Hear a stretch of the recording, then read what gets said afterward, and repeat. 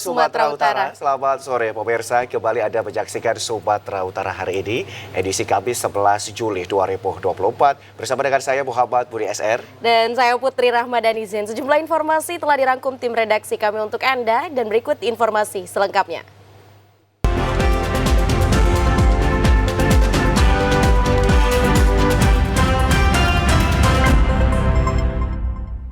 Pemirsa, informasi sore ini diawali dari penjabat Gubernur Sumatera Utara, Agus Fatodi menyebutkan progres Stadion Venue Sport Center sudah berjalan 71,8% dan dipastikan rampung pada akhir Juli 2024. Penjabat Gubernur Sumatera Utara dan Menteri Koordinator Bidang Politik Hukum dan Keamanan Republik Indonesia Adi Cahyanto meninjau venue Pekan Olahraga Nasional PON 2024 di Sport Center Sumatera Utara, Desa Seda, Deli Serdang kemarin. Saat ini sejumlah venue di Sport Center Sumatera Utara telah selesai dibangun, diantaranya Stadion Badia Atletik, Volley Indoor, dan Gor Martial Art. Fatodi mengatakan untuk stadion utama progresnya mencapai 71,8%, akan selesai di akhir Juli 2024. Dan badminton indoor dalam tahap akhir. Fatodi menyebut venue yang berlokasi di Sport Center maupun lokasi lainnya sudah memasuki tahap akhir. Dipastikan venue tersebut akan selesai tepat waktu dan bisa digunakan untuk uji coba dalam waktu dekat. Menko Polhukam Hadi Cahyanto mengapresiasi progres tersebut yang telah berjalan dengan baik dan optimis seluruh infrastruktur akan selesai tepat waktu. Atau awal Agustus minggu pertama semuanya sudah bisa dibuka.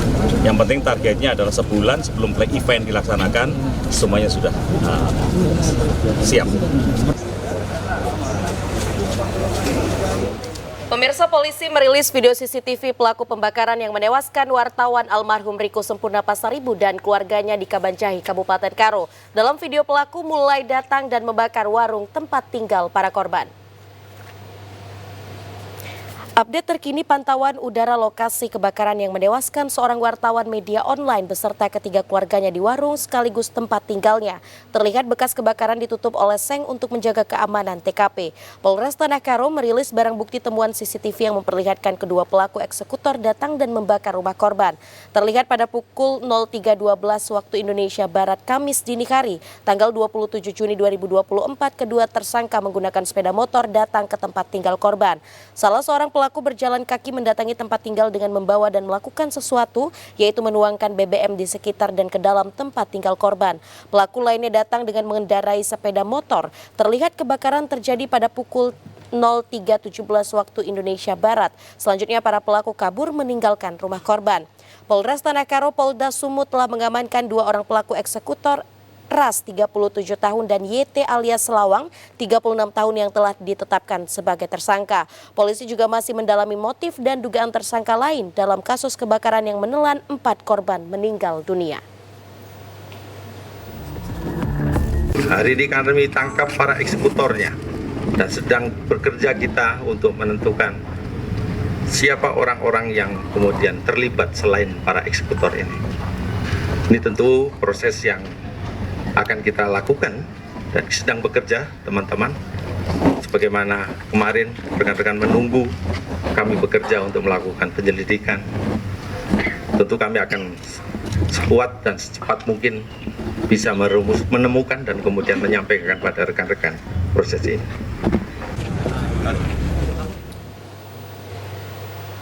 Sementara itu pemirsa, Pangdam 1 Bukit Barisan menegaskan siap mendukung kepolisian dalam mengusut tuntas dugaan keterlibatan oknum TNI dalam kasus pembakaran rumah wartawan di Kabupaten Karo.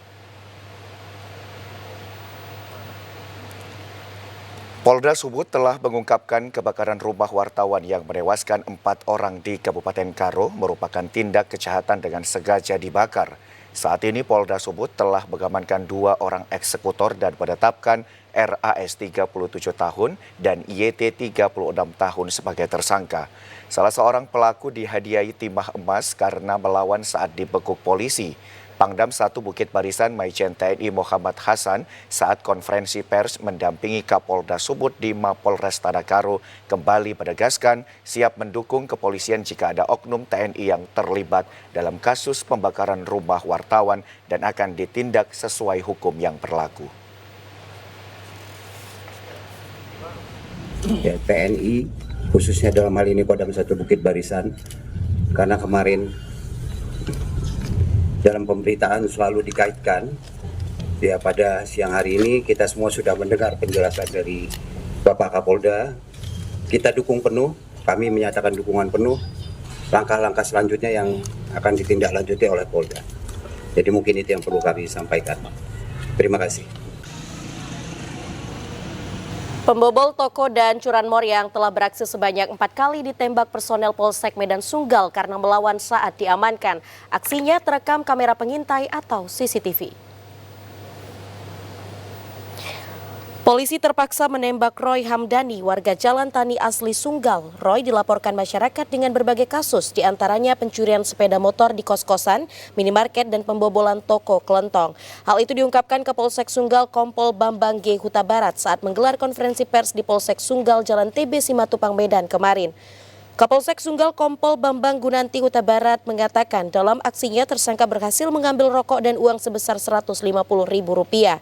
Peristiwa ini telah dilaporkan Kapolsek Sunggal. Pada proses penyelidikan diketahui tersangka juga merupakan pelaku pencurian sepeda motor di kos-kosan yang berada di Jalan Amal.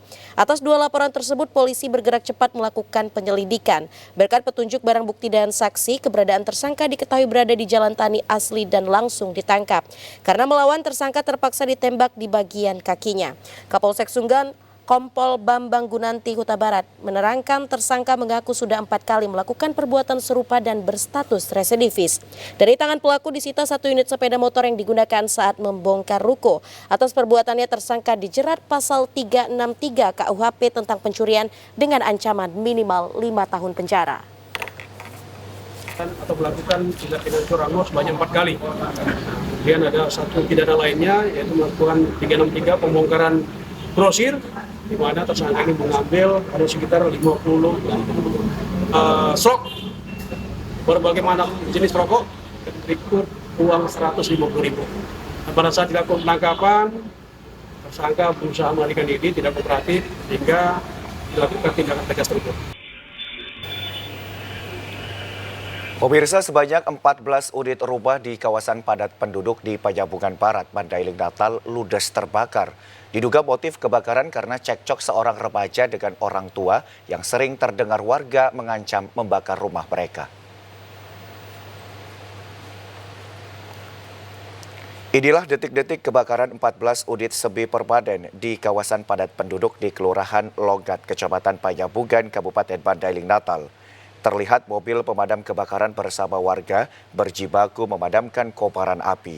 Api bisa dipadamkan setelah 1 jam dari peristiwa yang menghanguskan 14 unit rumah. Terdiri dari 9 unit rumah rata dengan tanah dan 5 unit rumah terdampak kebakaran. Menurut Darman Nasution, salah satu korban kebakaran mengaku sering mendengar cekcok seorang remaja dengan orang tuanya dan mengancam akan membakar rumah mereka. Dan tak berselang lama, musibah kebakaran pun terjadi. Minta jajan. Cerita rumah tangga, tahu lah. Yang ada kesusahan orang itu kan, itulah dibilangnya cerita bakar lah gitu. Salah sedikit kan orang tuanya itu yang didebatkan. Humas Polres Mandailing Natal, Ibda Bagus Sepe, belum menerima informasi terkait isu seorang anak yang membakar rumahnya. Pihaknya mengaku masih melakukan penyelidikan terkait kejadian musibah kebakaran ini. Pendalaman musibah ini, pihak kepolisian telah menurunkan tim Inafis Polres Mandailing Natal untuk mengumpulkan barang bukti. Adanya kejadian menindaklanjuti informasi tersebut, Kapolsek bersama dengan tim penyidik didampingi dengan Inafis dari Polres turun ke TKP untuk memastikan kejadian tersebut. Untuk informasi tersebut tentunya perlu penyelidikan yang kami lakukan. Jadi saat sekarang ini kita belum bisa menyimpulkan apa penyebab dari kebakaran beberapa unit rumah yang terjadi di sana. Tidak ada korban jiwa dalam musibah ini, namun kerugian material diperkirakan mencapai ratusan juta rupiah. Korban yang rumahnya terbakar terpaksa mengungsi ke rumah keluarga mereka. Pemirsa, kita beralih ke sorotan lainnya. Sejumlah makam di tempat pemakaman umum Banjarkobun di Mandailing Natal, Sumatera Utara dirusak orang tak dikenal. Dinding makam dan batu nisan dirusak untuk mengambil besi batu nisan. Beginilah kondisi makam di tempat pemakaman umum Banjarkobun di Kelurahan Panyabungan 2, Kabupaten Mandailing Natal. Mandailing Natal yang dirusak orang tak dikenal. Sebanyak 60 makam di TPU ini dirusak untuk mengambil besi cor yang berada di batu nisan. Pengerusakan dan pencurian besi ini sudah kerap terjadi sejak 2 tahun terakhir. Kondisi seperti ini disesalkan oleh Lurah Panyabungan 2 yang menyebut telah banyak menerima laporan dari warga yang makam keluarganya dirusak. Pihaknya kesulitan untuk mendeteksi pelaku pencurian karena pelaku melakukan aksinya pada malam hari. Kami sudah musyawarah tadi kelurahan dengan kepala lingkungan. Ini kami selidiki waktu dekat ini, dan ini kami tanya di sekitar ini anak-anak ini. Makanya kami mengharap bantuan semua pihak biar secepatnya bisa kita menemukan siapa pelaku pengerusakan pemakaman ini. Sementara Kasih Humas Polres Mandailing Natal, Ibda Bagus Seto, menyebut telah melakukan penyelidikan dan pengecekan ke lokasi makam yang dirusak dan besinya dicuri. Benar atau tidaknya. Dan selanjutnya melakukan penyelidikan untuk menemukan ada atau tidaknya peristiwa pidana. Sampai saat ini kita belum bisa menentukan apa motifnya, karena ini baru informasi saja. Baru informasi saja yang kami peroleh. Tentunya kami harus melakukan pengecekan informasi tersebut benar atau tidak. Pihaknya juga menghimbau bagi warga yang makamnya dirusak akibat aksi pencurian segera melapor ke pihak berwajib. Pemirsa, kasus korupsi pengadaan bahan makanan dan minuman bagi penyandang masalah kesejahteraan sosial Unit Pelaksana Teknis Eks Kusta Dinas Sosial Sicanang tahun anggaran 2018-2019 terus bergulir. Penasehat Hukum Kamarudin Simanjuntak serahkan keterangan saksi kepada Majelis Hakim pada sidang peninjauan kembali terdakwa Andrea Sihite. Majelis Hakim Zufidah Hanum memimpin langsung sidang peninjauan kembali dengan agenda keterangan saksi pada kasus korupsi pengadaan bahan makanan dan minuman bagi penyandang masalah kesejahteraan sosial Unit Pelaksana Teknis Eks Kusta Dinas Sosial Sicanang tahun anggaran 2018-2019. Dengan terdakwa Andrea Sihite di Pengadilan Negeri Medan kemarin, pada sidang tersebut penasehat hukum terdakwa Andrea Sihite terlihat menyerahkan sejumlah dokumen keterangan saksi. Penasehat hukum juga menghadirkan secara langsung saksi dari pakar hukum pidana yakni Mahfud Mulyadi. Selain menghadirkan saksi, sidang peninjauan kembali dalam agenda keterangan saksi turut diikuti oleh terdakwa Andrea Sihite secara daring. Diketahui Andrea Sihite divonis 4 tahun penjara oleh Mahkamah Agung dalam putusan kasasi. Sebelumnya pada tingkat Pengadilan Tipikor Pengadilan Negeri Medan, terdakwa Andreas divonis bebas. Penasehat hukum terdakwa Andrea Sihite Kamarudin Simanjuntak mengatakan keterangan saksi akan diserahkan Majelis Hakim kepada Mahkamah Agung. Keterangan saksi ini meruapkan keterangan dari para saksi, salah satunya adalah Hong Li Susanto, pedagang minyak goreng yang diyakini mengetahui perjalanan terdakwa Andrea Sihite. Kamarudin Simanjuntak menyatakan keberatan dikarenakan jaksa hanya menjerat penjabat yang berwenang pada tahun 2018 saja, sementara pejabat pada tahun 2019 tidak dikenakan sanksi. Sedangkan klien kita ini adalah hanya membeli dan mengantarkan ke pintu. Yang bagi-bagi kan adalah petugas daripada pejabat komitmen dan timnya. Nah, sedangkan pejabat komitmen ini tidak dijerat gitu loh. Itulah keanehannya.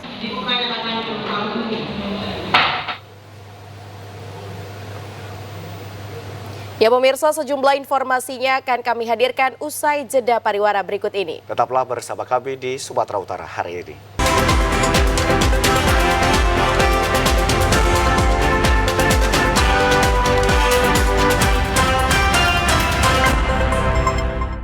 Terima kasih Anda masih bersama dengan kami. Pemirsa, upaya pencegahan dan pemberantasan tindak pidana judi online kini terus dilakukan oleh semua pihak, termasuk di jajaran kepolisian dengan adanya penegasan dari pimpinan agar semua personil menjauhi penyakit masyarakat tersebut. Khusus di wilayah hukum Polres Nias telah mengamankan 3 orang tersangka pelaku judi online yang melancarkan aksinya di wilayah hukum Kota Gunung Sitoli. Ketiganya merupakan warga sipil dan tengah memasuki tahapan penyelidikan lanjutan di Satreskrim Polres Nias. Terkait judi online yang telah menjadi atensi nasional ini, pihak kepolisian di daerah terus melakukan himbauan di tengah masyarakat agar tidak bermain judi online karena hal tersebut selain merugikan diri sendiri seperti mengganggu stabilitas ekonomi keluarga, juga akan mendapat sanksi hukum pidana bagi pelanggarnya. Kasat Reskrim Polres Nias AKP Iskandar Ginting mengatakan khusus di lingkungan institut kepolisian juga sudah disampaikan penegasan khusus agar sebuah personil tidak terlibat kasus judi online.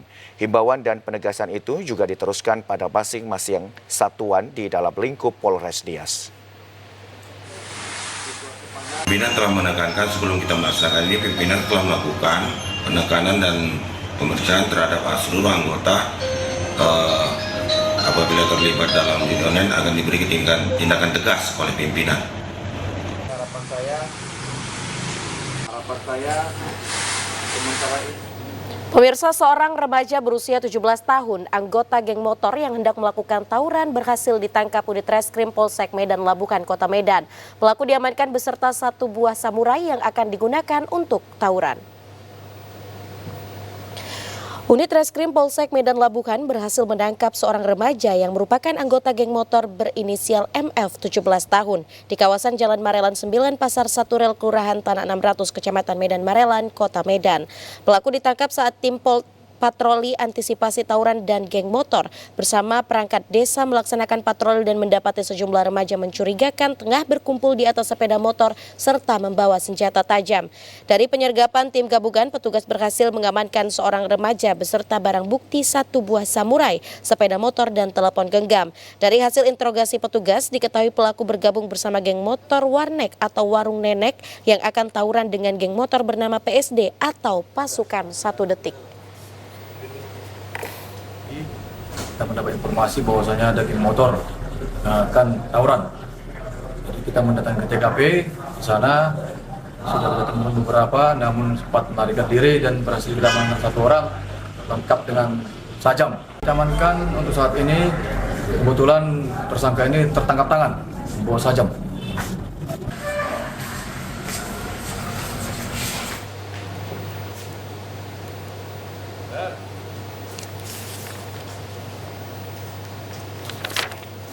Untuk mempertanggungjawabkan perbuatannya, kini pelaku harus mendekam di sel tahanan Polsek Medan Labuhan. Remaja ini dikenakan undang-undang darurat dan terancam hukuman maksimal 9 tahun penjara. Pemirsa, Pengadilan Negeri Sibolga melakukan eksekusi sebidang tanah di Jalan Sudirman, Kelurahan Huta Baragan, Kecamatan Sibolga Utara, yang di atasnya berdiri bangunan sekolah pendidikan anak usia dini TK Pancasila.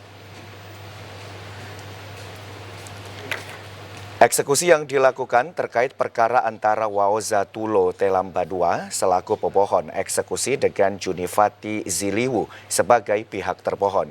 Eksekusi dilakukan sesuai surat ketetapan yang dikeluarkan Ketua Pengadilan Negeri berdasarkan adanya surat pemohon eksekusi Waoza Tulo Telambadua pada tanggal 15 Februari 2024. Sebelumnya pihak Pengadilan Negeri telah memediasi antara pemohon dan termohon namun tidak membuahkan hasil maksimal hingga akhirnya berujung eksekusi.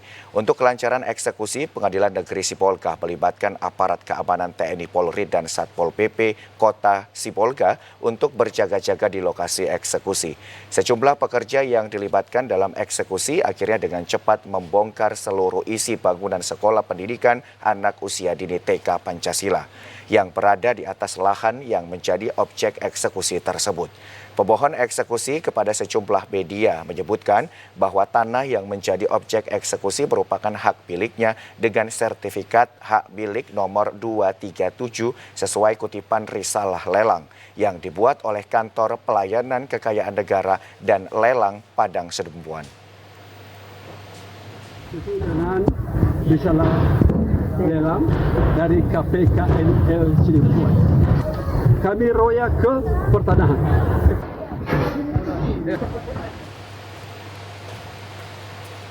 Pemirsa divonis bersalah dan dijatuhi hukuman kurungan penjara selama 3 tahun. Keluarga terdakwa kasus pembunuhan histeris setelah majelis hakim yang memimpin sidang membacakan putusan.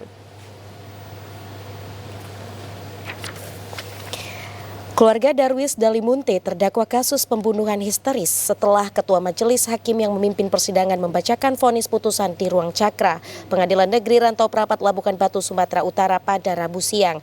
Isak tangis dan kekecewaan dari ibu, kakak dan istri terdakwa pecah setelah mendengar putusan yang dijatuhkan hakim yang menyatakan terdakwa divonis 3 tahun penjara, di mana sebelumnya jaksa penuntut umum menuntut pidana penjara 13 tahun di kurungan selama terdakwa berada dalam tahanan. Istri terdakwa Aulia Ulfa tidak terima dengan putusan tersebut. Ia meyakini suaminya tidak melakukan pembunuhan terhadap korban.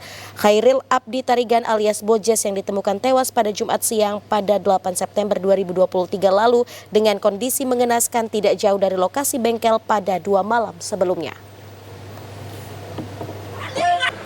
Malam itu kami mau mengantar mertua saya ke warung. Kebetulan kami kan punya melban. Jadi karena saya hari-harinya jualan ke Pekan, hari Kamis saya mau ke Pekan, jadi mertua saya yang menggantikan saya di warung. Pas sampai warung, di situ sudah ada maling, warung terbuka, alat-alat bengkel, alat-alat tempel ban itu udah di luar semuanya.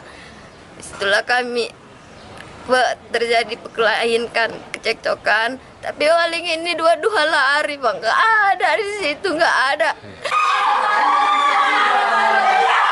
Terdakwa Sutrisno Opung Sunggu menjelaskan pihaknya menghormati putusan majelis hakim dan belum mengambil sikap terhadap putusan tersebut. Akan tetapi dalam fakta-fakta persidangan bahwa tidak ada terdakwa melakukan penggorokan sebagaimana yang telah dituntut oleh jaksa penuntut umum. Di dalam putusan pun dibacakan tadi bahwa akibat kematian adalah pemukulan, jadi sehingga mengakibatkan kematian. Tapi pertanyaannya, luka robek yang ada di leher korban itu berasal dari mana hingga saat ini tidak bisa dibuktikan di fakta persidangan, dan kepolisian pun tidak bisa membuktikan, dan serta jaksa penuntut umum tidak bisa membuktikan hal-hal tersebut. Pemirsa, akibat angin kencang batang pohon besar tumbang di Kelurahan Pekan Labukan, Kota Medan yang menimpa perkuburan. Akibatnya warga yang hendak berziarah pun menjadi terganggu. Batang pohon berukuran besar yang tumbang akibat hujan disertai angin kencang menimpa perkuburan muslim di Kelurahan Pekan Labukan 2 pekan lalu tampak masih menimpa kuburan di lokasi tersebut. Padahal keberadaan pohon yang tumbang ini telah terjadi selama 2 pekan, namun tidak ada aktivitas pengangkatan dari pihak pemerintah setempat. Hal ini membuat masyarakat yang hendak berziarah menjadi terganggu, terlebih lagi masyarakat yang kuburan keluarganya berada tepat di bawah batang pohon yang tumbang. Sementara itu petugas kebersihan kuburan mengatakan sudah melaporkan keberadaan batang pohon tumbang ini ke Lurah Pekan Labuhan, namun batang pohon berukuran besar tersebut belum dibersihkan dari lokasi perkuburan. Bapak ini memperbaiki apa, Pak? Kuburan orang tua kita. Kenapa kuburan orang tuanya? Itu tumbang di bantai pohon akar nih, habis hancur. Rusak. Oh, iya. Jadi harapannya bagaimana, Pak? Harapannya secepatnya lah diperbaiki. Hampir 2 minggu. Jadi tumbang ini berapa banyak kuburan yang rusak? Saya data hanya bisa 11, belum lagi yang di bawahnya ini. Kenapa sampai sekarang belum juga dibersihkan, Pak? Ya, kita selaku pengurus pembersih sini, kita udah lapor ke lurah, ke Kepling. Selanjutnya mereka mohon lapor ke atas, Pak. Jadi kami tunggulah sampai saat ini belum ada yang datang. Berharap pemerintah setempat segera melakukan pembersihan agar peziarah dapat memperbaiki makam yang rusak dan berziarah tanpa khawatir. Ya, pemirsa, informasi lainnya akan kami hadirkan sesaat lagi. Tetaplah bersama kami.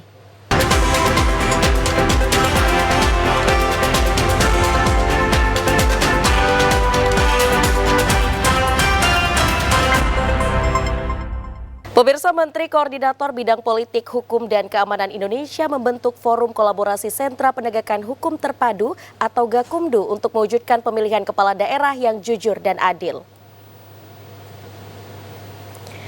Menteri Koordinator Bidang Politik, Hukum, dan Keamanan Indonesia Hadi Cahyanto memimpin langsung Forum Kolaborasi Sentra Gakumdu di Medan kemarin.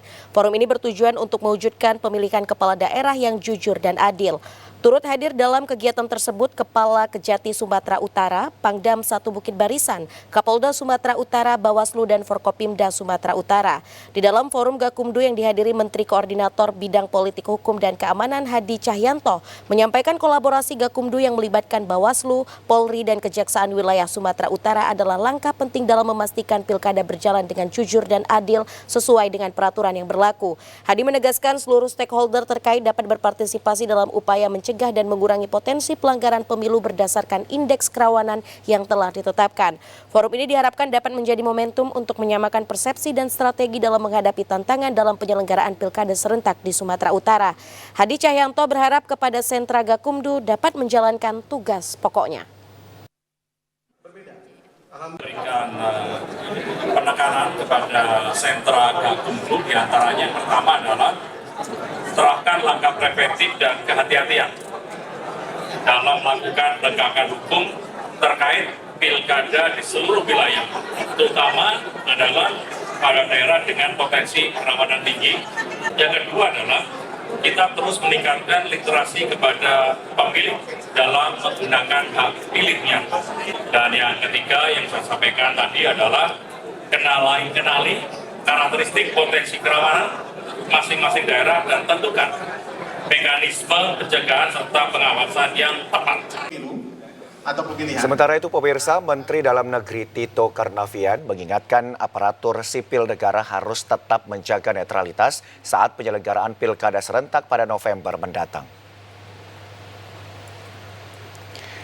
Hal tersebut disampaikan Menteri Dalam Negeri Tito Karnavian usai menjadi pembicara pada rapat koordinasi kesiapan penyelenggaraan pilkada serentak di Medan kemarin.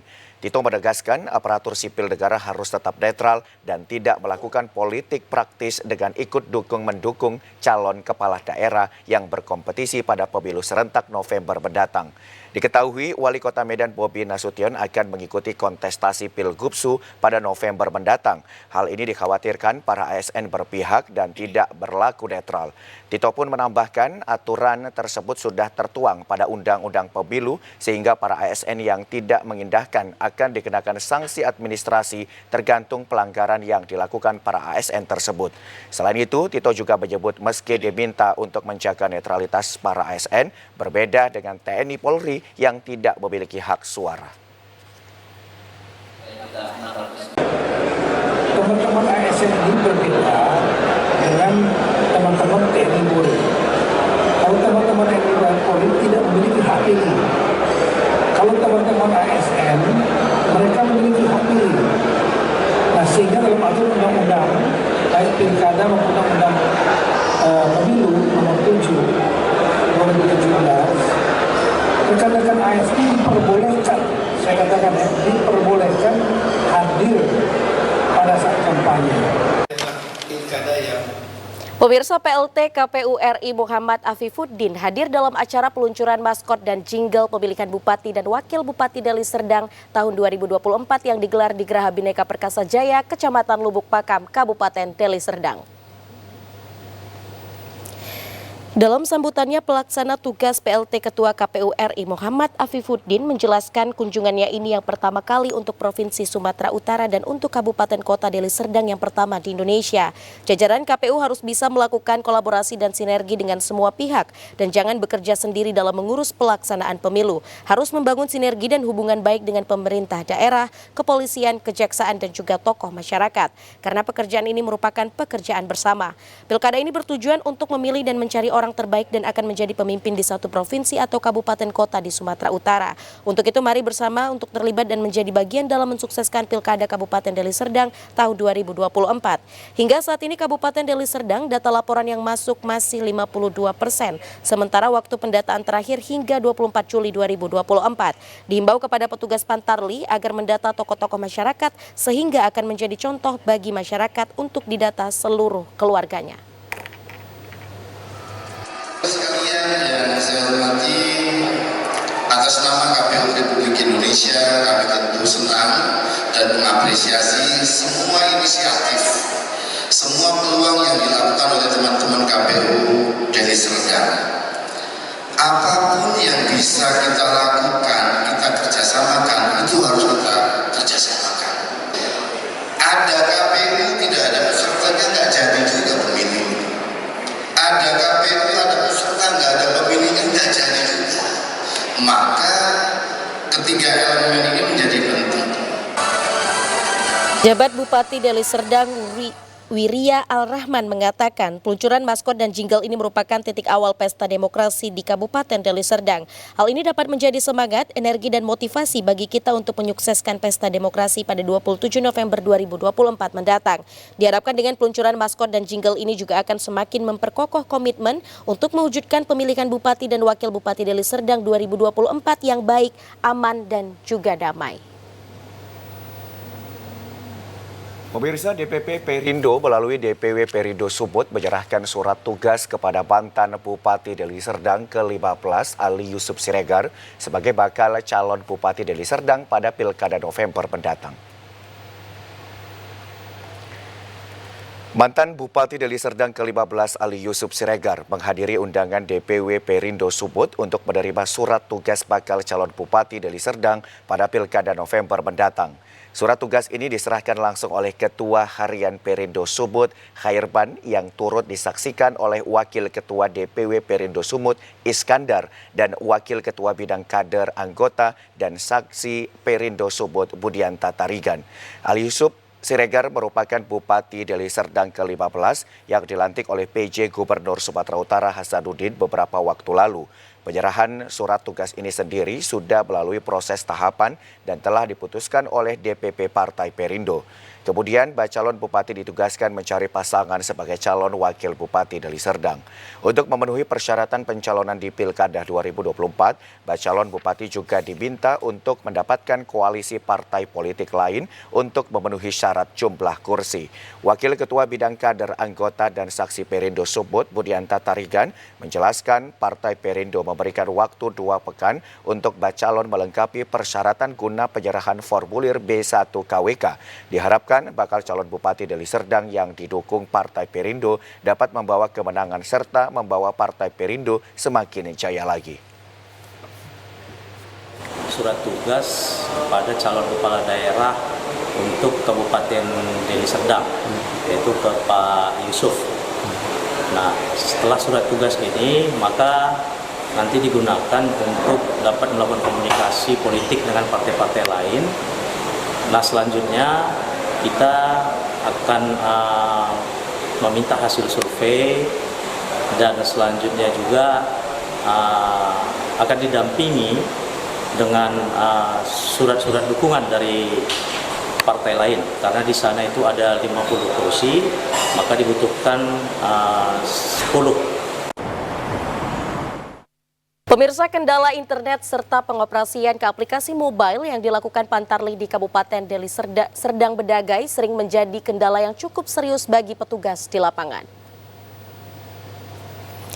Hal tersebut disampaikan Fuad Hasan Lubis selaku komisioner yang membidangi kegiatan tersebut. Beberapa minggu terakhir sejak kegiatan e-coklit dilakukan petugas Pantarli, banyak yang mengalami kendala di lapangan. Hal tersebut terpantau KPU melalui kendala yang disampaikan petugas Pantarli. Terdapat beberapa lokasi di Kabupaten Serga yang jaringan internetnya lambat, bahkan signalnya hilang sama sekali.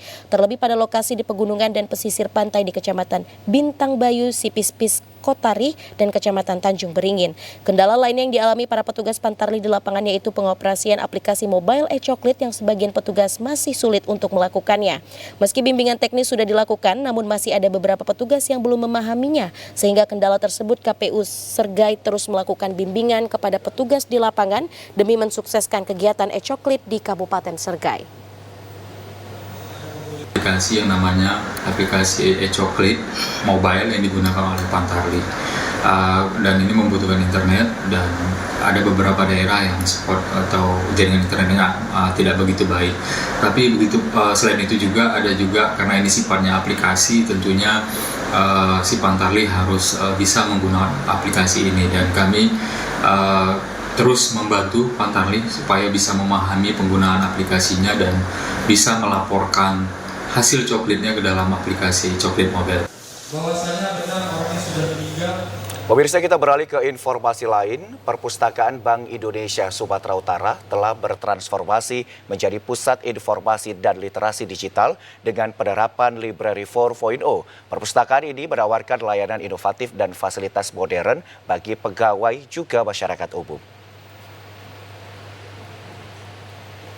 Perpustakaan Bank Indonesia tidak hanya terdapat di kantor pusat, tetapi juga di seluruh kantor perwakilan Bank Indonesia, termasuk di Sumatera Utara. Perpustakaan Bank Indonesia Sumatera Utara berlokasi di Jalan Balai Kota nomor 4 Kesawan Medan dengan jam operasional Senin hingga Jumat mulai pukul 9 pagi hingga pukul 4 sore. Perpustakaan ini menyediakan lebih dari 17.000 koleksi buku dan publikasi lainnya, terutama di bidang ekonomi dan perbankan. Koleksi perlengkapan seperti buku uji kemampuan bahasa, fiksi dan non-fiksi juga tersedia. Selain koleksi buku, perpustakaan ini juga menyelenggarakan berbagai kegiatan literasi seperti pojok baca, pameran koleksi, bedah buku, dan library tour. Meskipun perpustakaan ini ditujukan untuk pegawai dan mitra Bank Indonesia, masyarakat umum juga dapat mengakses perpustakaan ini dengan melakukan reservasi 1 hari sebelum kunjungan. Namun, buku hanya dapat dibaca di tempat, tidak untuk dipinjam. Karena memang dari awal ini dikhususkan untuk pegawai, tentunya yang boleh meminjam buku itu hanya pegawai saja dan mitra kerjanya Bank Indonesia. Tapi untuk masyarakat umum, kita punya fasilitas itu aplikasi IBI Library sama IBI Sumut. Jadi itu bisa diinstal melalui desktop, App Store, iOS juga untuk dibaca seluruh lapisan masyarakat, dan itu secara gratis. Banyak pengunjung yang telah memanfaatkan fasilitas yang disediakan perpustakaan ini. Salah satu pengunjung, Kezia, berbagi pengalamannya. Saya tahu perpustakaan Bank Indonesia ini dari TikTok, Kak. Kalau saya sih masih baru 2 kali ya, Kak, kesini. Waktu itu 2 minggu yang lalu kayaknya kesini, dan ini yang kedua kalinya. Kalau dari tempatnya sih saya lihat bagus, nyaman, adem kan, terus orang-orangnya juga ramah. Perpustakaan Bank Indonesia Sumatera Utara terus berinovasi dalam memberikan layanan terbaik bagi masyarakat. Melalui transformasi digital dan penerapan Library 4.0 diharapkan menjadi pusat informasi dan literasi yang terpercaya di Sumatera Utara. Pemirsa, berikut informasi perakiraan cuaca di sejumlah daerah di Sumatera Utara dari Badan Meteorologi, Klimatologi, dan Geofisika Wilayah 1 Medan berlaku pada hari Jumat 12 Juli 2024. Halo Sobat BMKG, berjumpa kembali bersama saya Marta Manurung, perakirawan cuaca Balai Besar MKG Wilayah 1 Medan yang akan menyampaikan informasi perakiraan cuaca dan hotspot Provinsi Sumatera Utara untuk hari Jumat 12 Juli 2024. Pada pagi hari diperkirakan berawan di seluruh wilayah Sumatera Utara. Pada siang hingga sore hari berpotensi hujan ringan di Nias, Nias Utara, Gunung Sitoli, dan Nias Selatan. Untuk malam hari berpotensi hujan ringan hingga sedang di sebagian wilayah Sumatera Utara, di mana potensi hujan sedang terjadi di Karo, Deli Serdang, Dairi, Batubara, Asahan, Pematang Siantar, Labuan Batu Utara, Tapanuli Utara, Padang Lawas, dan Kota Padang Sidempuan. Serta untuk dini hari masih diperkirakan berawan di seluruh wilayah Sumatera Utara. Dengan suhu udara 16 hingga 34 derajat Celcius dan gelombang udara 60 hingga 98%. Arah angin bertiup dari timur hingga barat dengan kecepatan angin 10 hingga 30 km per jam. Pada tanggal 10 Juli 2024 terpantau tidak ada titik panas di wilayah Sumatera Utara. Kami tetap menghimbau kepada masyarakat agar tetap waspada akan potensi hujan sedang yang dapat disertai petir dan kencang di wilayah pegunungan, lereng timur, pantai timur, dan pantai barat Sumatera Utara yang dapat berpotensi mengakibatkan banjir ataupun longsor. Demikianlah informasi perakiraan cuaca dan hotspot yang dapat kami sampaikan. Semoga bermanfaat bagi Sobat BMKG semuanya. Terima kasih dan sampai jumpa. Ya pemirsa, informasi tadi menutup perjumpaan kita pada program Sumatera Utara. Saya Muhammad Budi SR. Dan saya Putri Rahmadani Zain pamit undur diri. TVRI, Media Pemersatu Bangsa. Sampai jumpa.